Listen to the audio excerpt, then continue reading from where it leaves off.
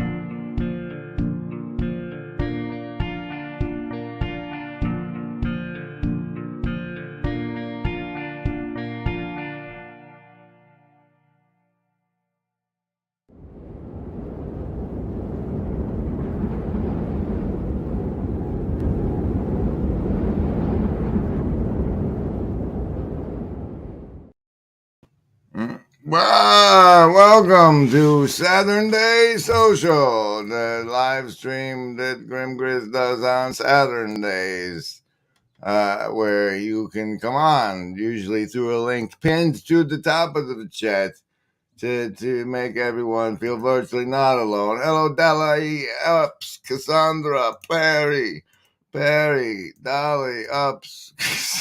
Hey, everybody. Welcome. This is a new one, this breaking story, and it makes me think of breaking and broken horses and unbreaking and fun and exciting stuff we might talk about later, maybe. But first.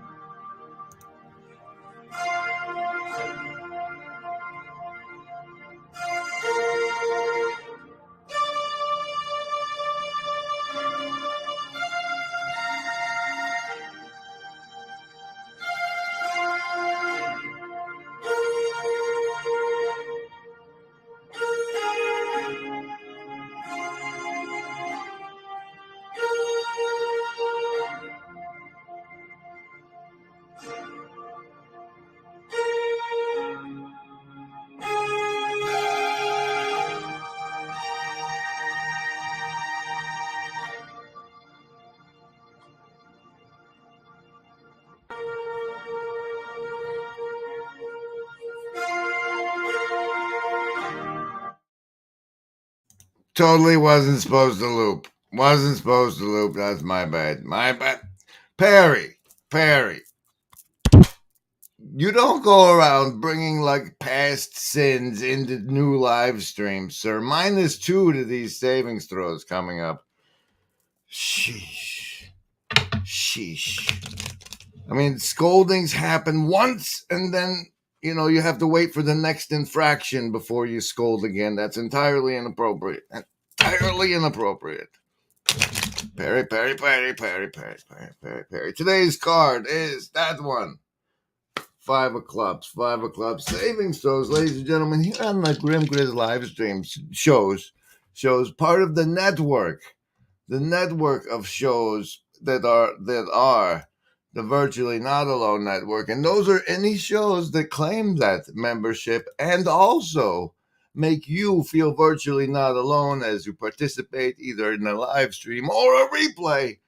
If you feel virtually not alone and they claim it, then they're part of the network. However, If they claim it and you still feel virtually alone and you don't feel you don't get the vibes.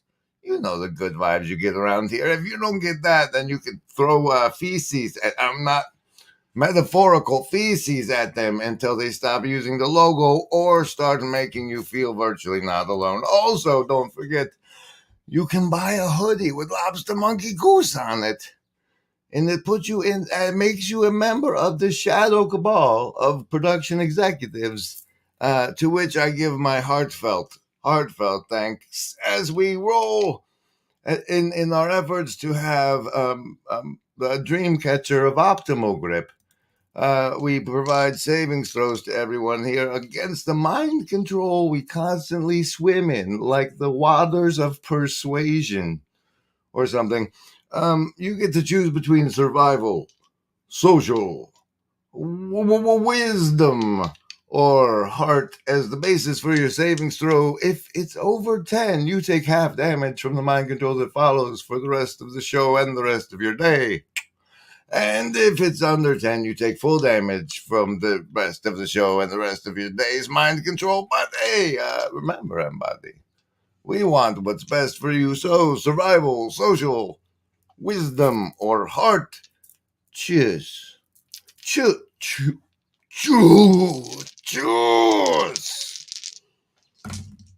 Let's see what the dice say today. For the survivalists, the dice say 10. 10. You made it. You made it. Socialists, on the other hand, you're going to need a bonus. A bonus. Don't forget the EMF beanie get you a +3. You got the 5 today, you socialists. Lovers of wisdom, just a +1 needed for you because you got a that's a 9. And hard folks, that's a 5, a big nice 5 for you today. So get your bonuses while you can. Indigo kids, couple of mating 8s, McTaggart 8s, 2. You got a 16. The Indigo folks got the 16 today. Welcome. This is a Saturday social stream. There should be a link to let people come on and be also make it the Talkie Talks to Us show in the top of the chat up there. There's the billboard we all know and love with Rascal on it. Rascal, you say? Who is Rascal? Who is Rascal? He's this fella right there, actually, and you can get a shirt with him on it. That's fabulous. The list? Yes, any of the first level ones. I'm gonna get a soda. Anyone want one? Hey, Graham, I'm not in the room, right? What room? I want to cast Magic Missile. The room where he's casting all these spells from. He hasn't cast anything yet. I am, though, if you'd listen. I'm casting Magic Missile. Why are you casting Magic Missile? There's nothing to attack here. I'm attacking the darkness. Good to see you, Jelena, and the Chris Show, and now officially as a Grim Grizz show custom there. If someone apricots you in the hive mind chat, they're wishing upon you growth. As Dolly says, it means it's out of love, it's like growth. So if you get apricoted now in the chat, they're wishing growth upon you, not a cancerous one, I assume. Pastor Paul just released this guy's fancy speech from the event we were just at. So I'm gonna run some of that while I refresh myself. Oh, present, share screen, that tab. Do it now. Play the thing. The problem with that, 2 problems, is when the brain is talking a lot to itself, it's not paying much attention to the world. Okay. Secondly, when all of that energy is being expended, it's very expensive. So this is what the brain does. It actually has different areas of the brain. They model each other. They mutually model each other, and then the brain cycles. It cycles between you're focused on the world, right? And all the parts are relying on the model of each other to coordinate without talking to each other very much. So all of that energy can be channeled. And then it goes to another time when you're basically not focused on the world and all the parts are talking to each other. And your attention is trying to do it right now. Because part of your attention is task focused. What is he going to say next? He's so weird. And then there's another part of you that is trying to mind wander. Mind wandering is when you disconnect from the world and the parts are basically talking to each other. For what purpose? Nothing, like mind wandering. Now you see, we just fractal that up, right? All of you guys, I'm doing the mind wandering. You guys are focused on what the talkie talk guys are saying, and I come back with the like random insights from like when Dr. House talks to Wilson. You know, when he talks to Wilson.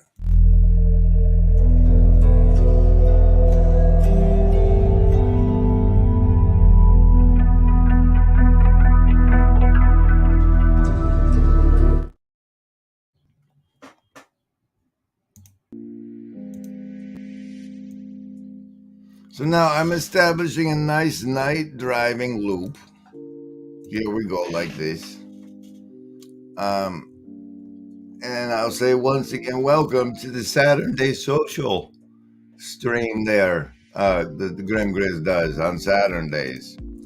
And I'll copy this invite over here and go. And even though it's pinned at the top right next to the collection hat for the busker fellas, I'll put it here in the chat in case anybody wants to come on and talk talkie. Meanwhile, I'll sit here and stare at you and do Q&A from the hive mind. If anybody has a question in the hive mind, put a Q, like not like you're summoning QAnon, but just a Q and then like maybe a colon, so I know it's a question for me and not just fighting back and forth in the hive mind. And then we'll do a little happy Saturday social. Oh look, I misclicked on the God mask saying phrases. The God mask phrases. That's weird. I don't normally misclick like that. Oh, okay. Well, there's those for anybody who needs them. And hey.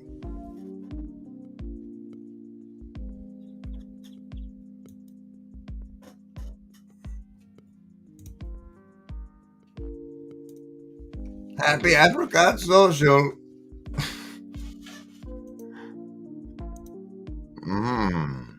Oh, please apricot me. Somebody, I need to grow. Thanks, Barry.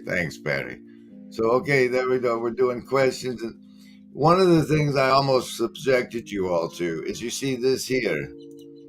This here is the personal live stream history of this channel. And I have like Papa Peterson's Black Sun song. When I talk to Hyunchu, the not Gordon Freeman. We call it what else? The open house. Let's see. Oh, kittens. Let's see. A leg gnawing. And I was thinking of going through this fancy new Google Bard nonsense and giving it all of the titles of those live streams and saying, what can you tell us about the person who would title live streams such as this? Hi, Chad, and welcome to the Saturday social. Oh yes, I was dropping this link, wasn't I? Here we go.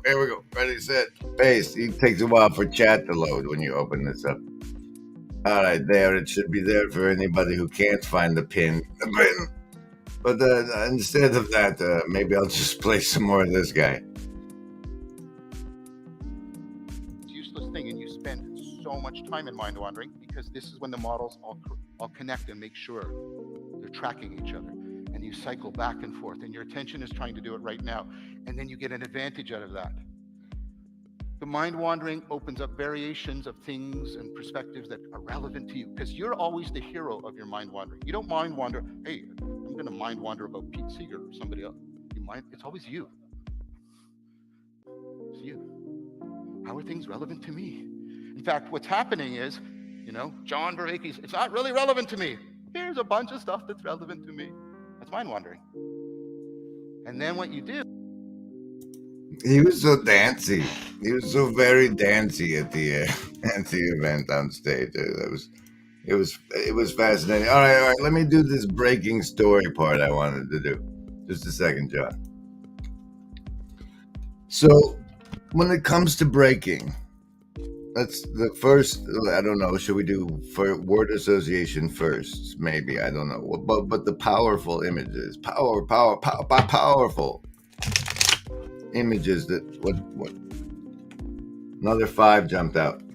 The powerful images that come to mind is like the way horses are broken, and that immediately brings up the elephant breaking. And the elephant breaking, in case you are unaware, is the way they say they have a tiny little, like just a little rope that contains the powerfully the elephant treats as though it's a 100-pound chain or whatever. And that's because when it was a baby, they gave it the tiny little, they gave it the big, whatever. There's an elephant metaphor for look it up. So that and breaking comes to mind. But also the Meaning of Life book guy, Frank, what's his nuts? Anyway, he said that you could tell the ones who had given up because they smoked their cigarettes instead of using them as currency with the guards in the camps, right? And like ever since then, I started smoking, and so the question is how to like once you've surrendered, how do you not surrender anymore? What's that revivification? It does sound like Buddy has escaped and needs attention, so I'm gonna feed you some more Reiki and then get to the comments. I'll be right back. But that was the breaking stuff. Yeah. is you open up the possibilities of how things are relevant. You open up variation on what you can pay attention to, and then you kill most of it off when you come back to focusing on me. But some of it stays, and you make connections that are relevant to you. You evolve your attentional fit. Variation with the mind wandering, selection with the task focus. And you do this, and you're evolving your connectedness. We figured out with home range and home base how to do that with collective intelligence. We all go out with our mutual models, and then we come back into common unity, the community, and we do all this stuff that seems relatively useless so that we, right? And then the whole community evolves its grip on the world.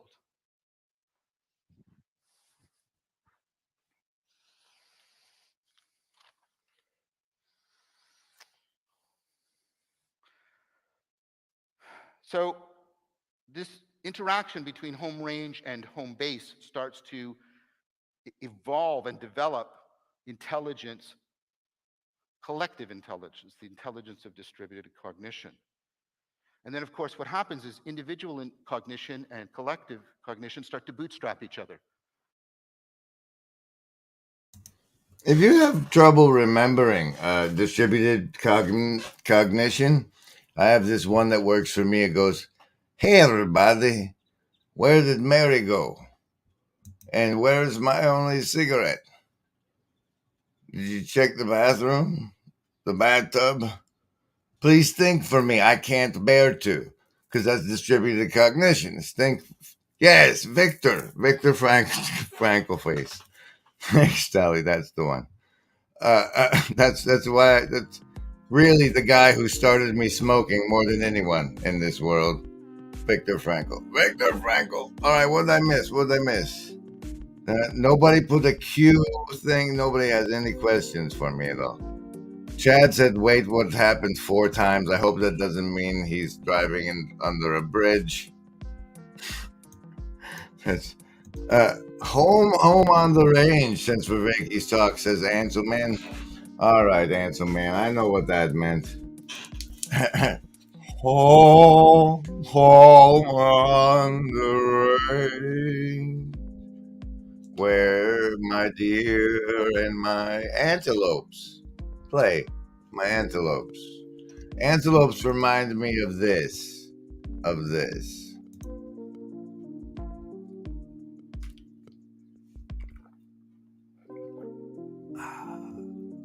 Don't worry, Mom. I know all about cannibalism. I saw it on TV. See? It's okay. You saw it on the television. It's okay you only posted once and it said 4 times. It makes the algorithm think people are really talkative here.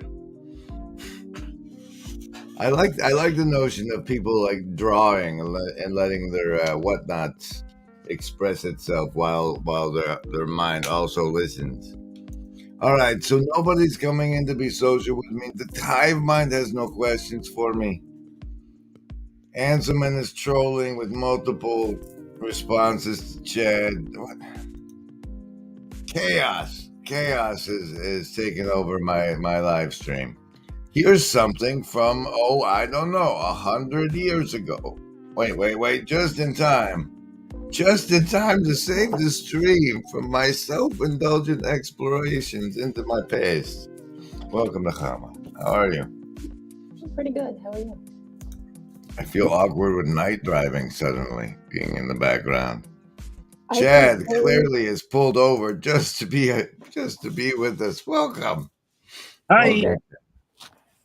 Thanks for making my Saturday social a success, folks. I hate it when people won't socialize with me on the social. It's terrible. I'll be able to sit and smoke a cigarette with you for a little bit. That's swell. That's swell. Oh, you pulled over, Chad. Nice. How you doing? So I recognize that guy now. I'm doing well. How are you? What's happening? Pretty good. Pretty good. We're supposed to have storms this weekend. They haven't come. It's just gray instead, but no rain. No rain. Let's see what else. That's about as eventful. Oh, I got some really good news actually. A friend of mine is moving to London, so from the States. I'm very excited because London. We have an agent in London. Oh yeah, Tayo, right, and some other folks who I don't really know. I'm excited because I haven't seen her in 3 years, and a flight to the States is like $1,500, and a flight to London is $150. So you get to see a friend. Excellent. Excellent. Reunions are fabulous. Yeah. So that's the news I got. That's what's up here. Are you in Jerusalem or Israel or whatever they call it? Most of my family. That is what they call it. Most of my family's in Jerusalem. I'm way up north, about 2 hours driving, away from the crowds, near the cows and the scenery and the whatnot. You get snow? There's some mountains with snow here. I haven't seen any though. I haven't seen any in a long time. Okay, as one of our official, like somewhere in Israel, representatives. I have my personal curiosities align mostly because I attach great significance that during the presidency of Big T, the embassy was moved from one place to another, and he was granted, I think, hotel rights on a prime corner. And I was wondering if that hotel has gone up yet. So if you can have your people keep an eye on that and get back to me if we hear anything, that would be great. Is that where the Jerusalem event is going to be? The Trump hotel? Yeah, if he's got it built, we might as well book a floor, right? It's probably the safest place. I don't know why. Okay, I could totally be making this up. My brain is telling me that he might be using a ready-made build. I have no idea what I'm talking about. I think there's I don't know. I'll look into it. We'll see. Excellent. We'll see. Chad, wait, go ahead. Go ahead. I just wanted to ask Chad what the penalty was when he returned home from having such a great time with everybody in Anachino 23. Like, what kind of chaos you and stuff you returned to, or if you were welcomed home like with a candle in the window and the pie and your wife loving you, and How was all that part of your journey? So I get home and Dolly was so excited to see me. She had her big cone of shame on because she just had been spayed that Wednesday, and so Sunday she was like, "Oh my God, Dad, Dad, Dad, Dad!" And then Rigsby was like, "Dad, Dad, Dad, Dad!" And so they're like kind of wacko, but otherwise it's been lovely being back home. Going back to work on Monday was good, although the house that I'm doing tile for now, the owners are driving me up the walls, so there's that punishment. Did you still feel any paintball on your first day of work back? No, Oh. missed it though. I want to go again, man. All right, we have to shoot Chad more next round, guys. He apparently didn't feel it at work like you're supposed to. He's got all the padding. That's what it's for. I was kind of playing sniper / chicken shit. So I just like that you beamed Catherine in the head. And it was you that did it. I don't know. It's symbolic, like a world to me. But I know I can symbolize. I can sympathize with your poor dog, because I came back to Buddy having a giant slash across his face, and I said, "Guess what, bro? You're retired now," and he is now similarly recovering from surgery. So everybody wish him well, please. I'm hoping that things won't slash his face if he's not so territorial anymore. But how about no you? matter. Did you feel it? How did you feel upon coming home? Well, that was part of it, and so I'm.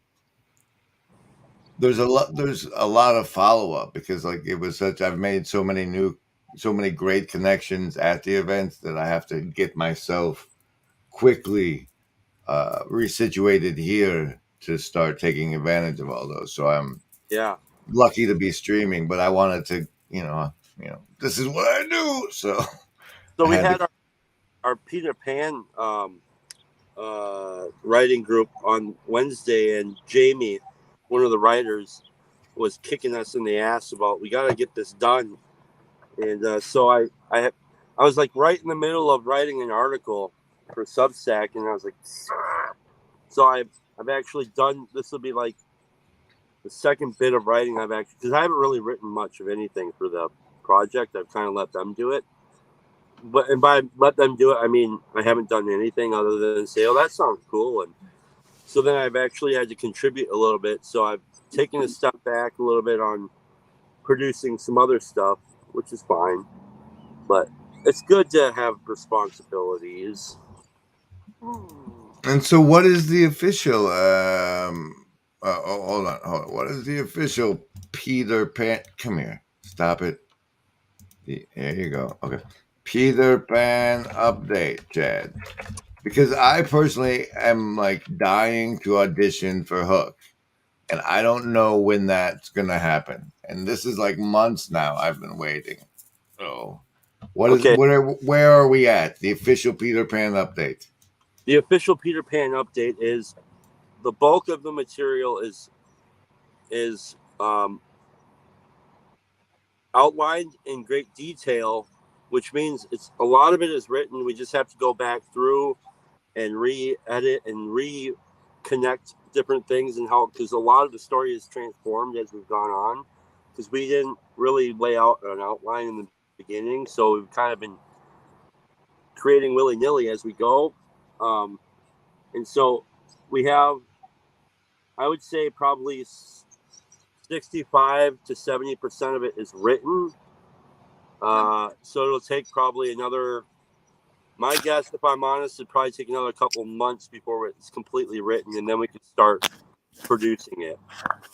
So you say what I heard? I don't know. I know you said a bunch of different things, but somehow what I heard was, "Hey, Graham, you can probably audition for Hook in August." Sure. Cool. That's great. Thank you for the update, Chad.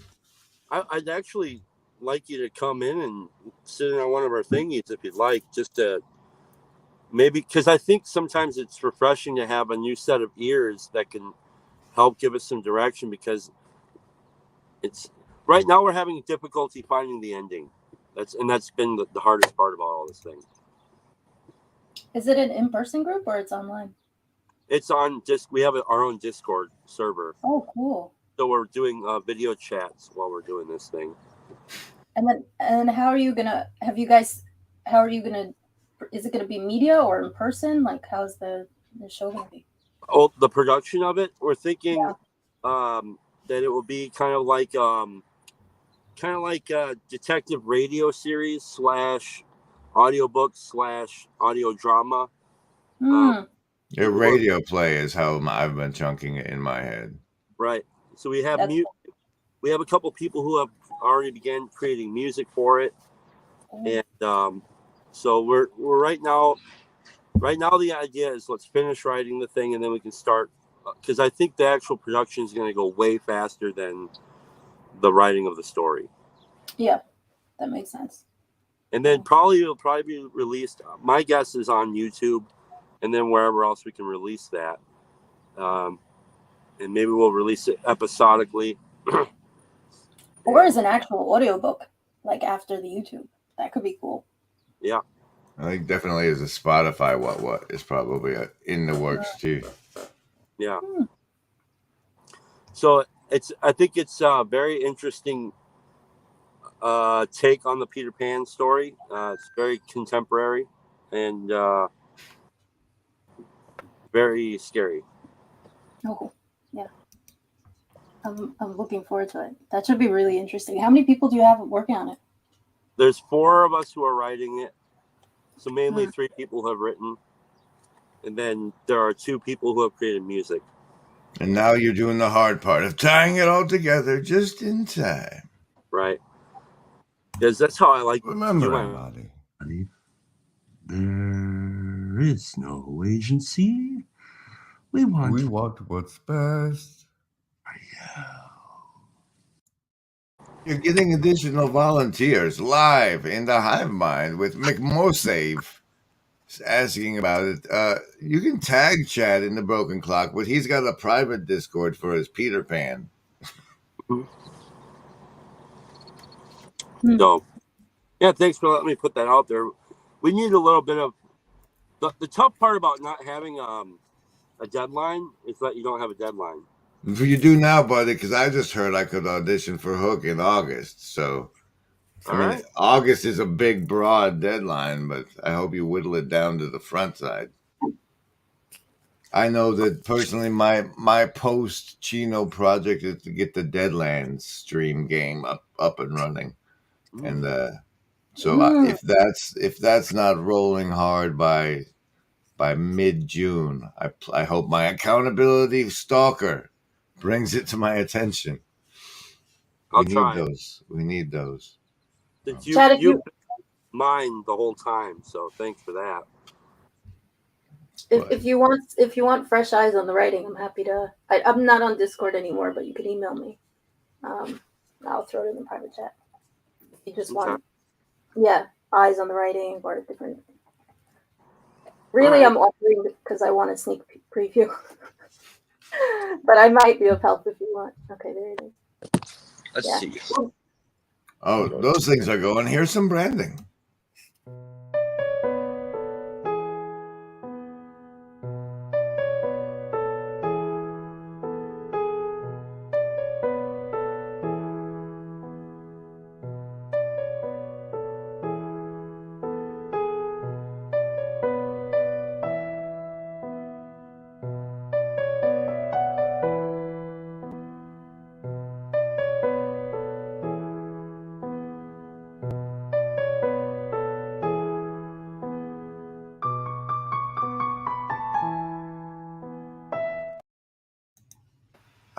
I have a question I asked for and should deal with regarding that John Vervaeke talk and my thoughts on it.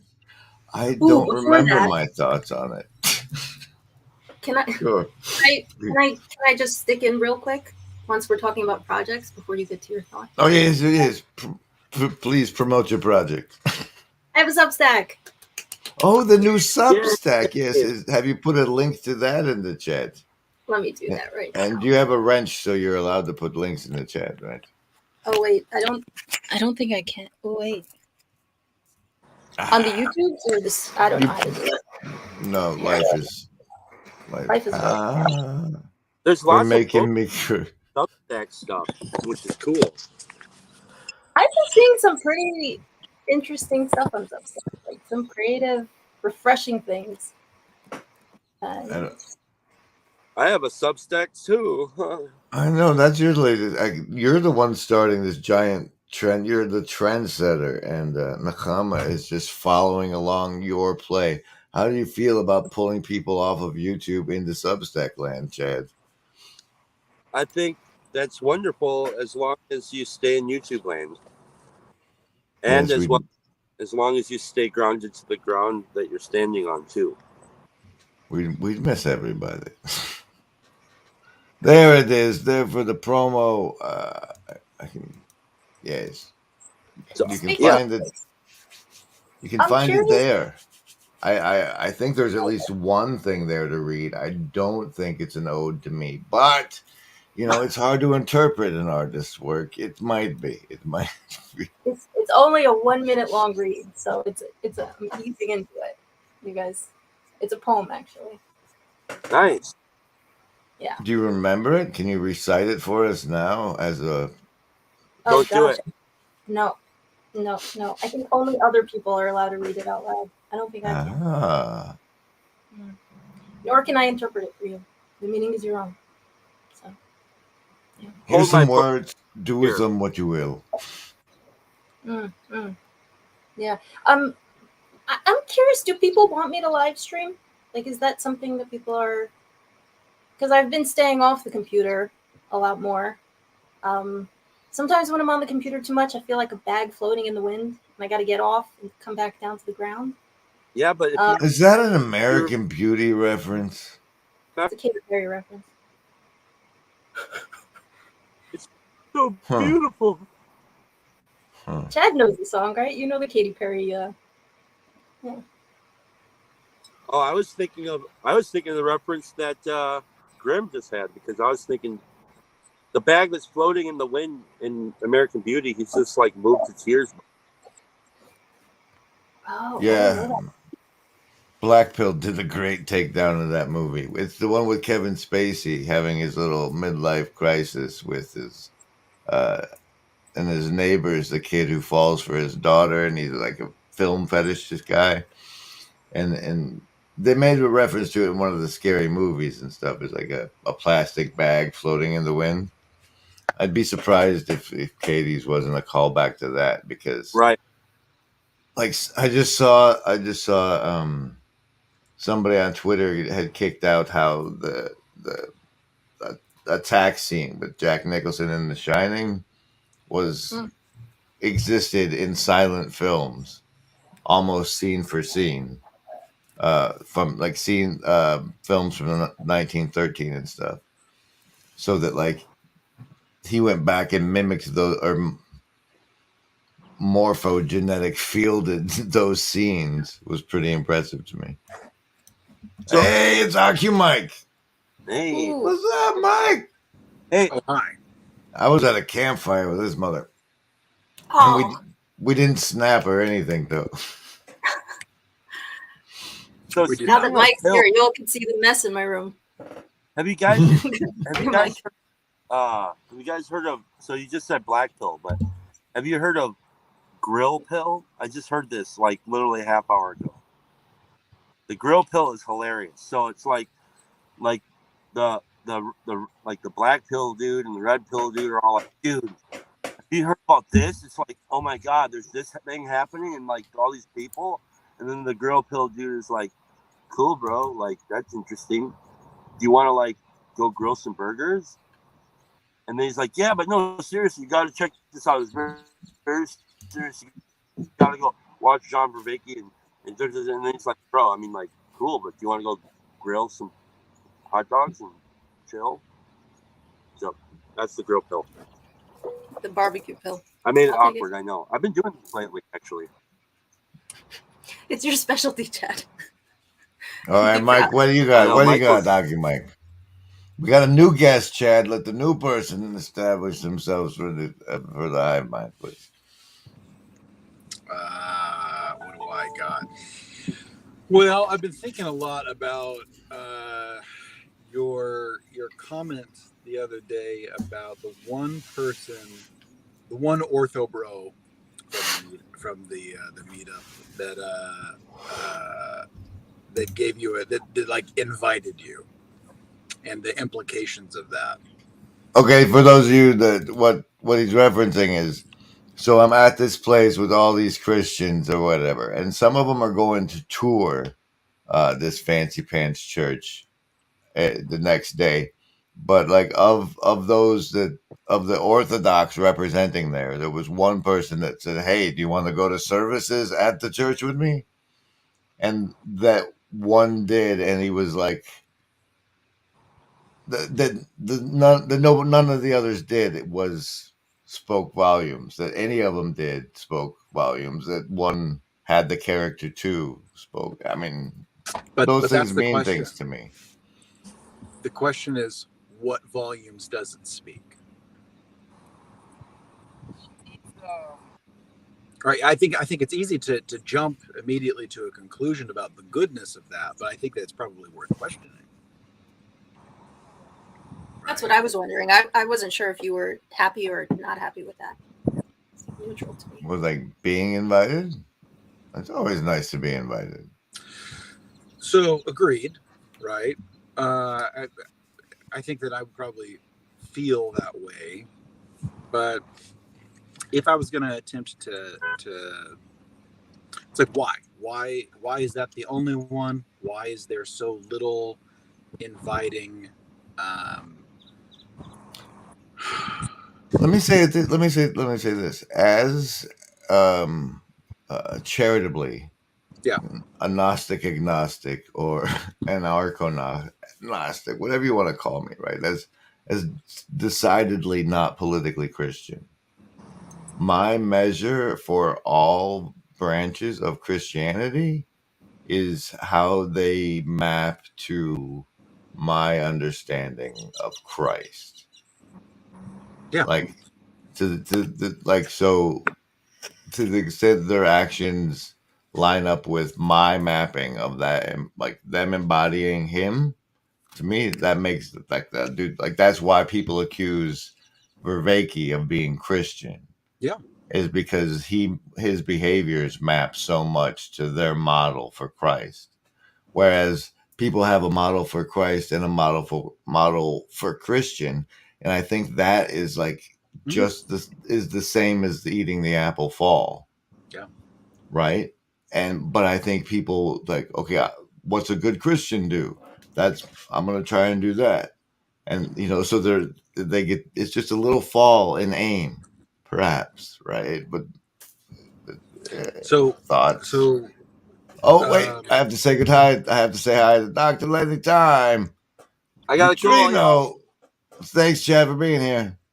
And Stephanie Christos. Jesus cured 10 leopards and only one came back. What, with symptoms? I don't know what that means, McMo. What were you going to say, Mike? Well, Chad's not here. Yeah. So this is look, my first instinct was like, oh yeah, we should invite more, right? Like he's pointing out a thing that makes sense there, but I don't know that it's as simple as that.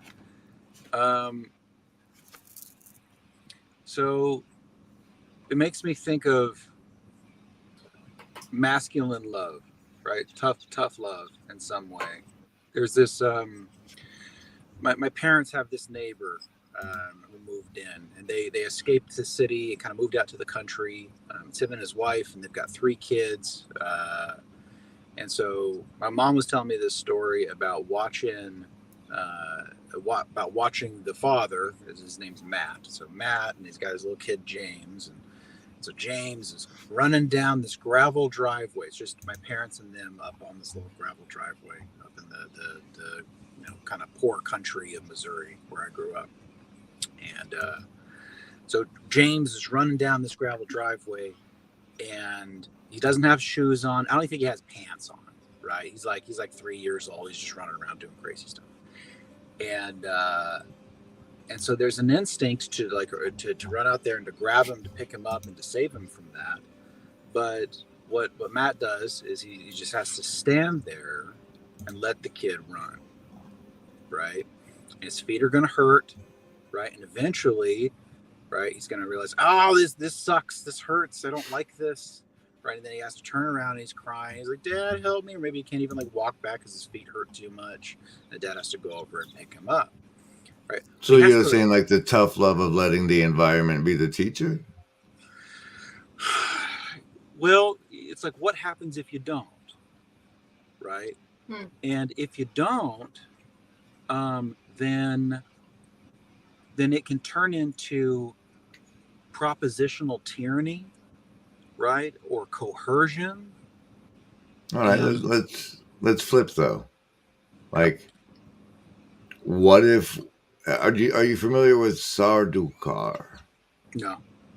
Okay, they're from Dune, and what happened is their forces trained on all of a planet to be, so that they're like, you know, the way the environment is a teacher, they're trained to be hard, and the Emperor slides them in the Harkonnen forces when they overtake the Atreides forces when they train them on Dune. But the notion for me comes from a Sardukar is one trained in or as far away from as civilization as possible, so as to be the most.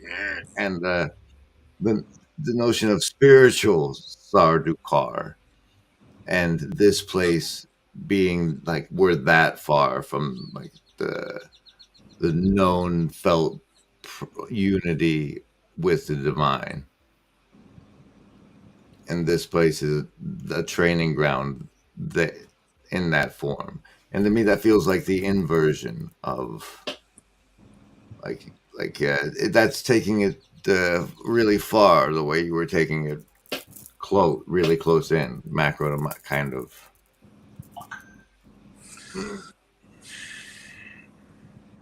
It's all about the spice. Yes, it's all about the spice.